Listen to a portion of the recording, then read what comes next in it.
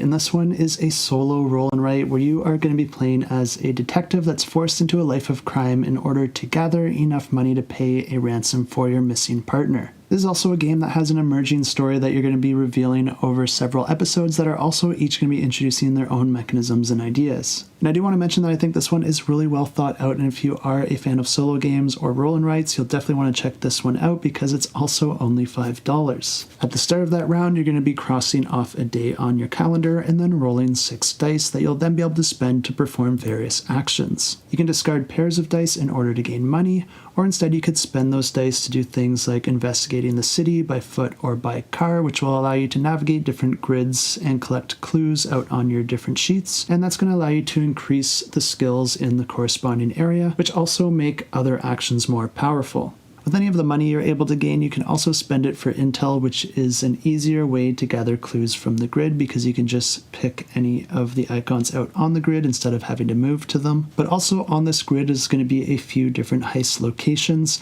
and if you're able to fully encapsulate a location, then that will allow you to perform that heist. This triggers a little mini game where you're going to be rolling dice and then trying to fill in areas of a grid so that the combination of numbers add up to the value in the lowest row. There's a bunch of provided numbers on the left-hand side that you can feel free to use, but then you can also spend one of your stats in order to roll that many amount of die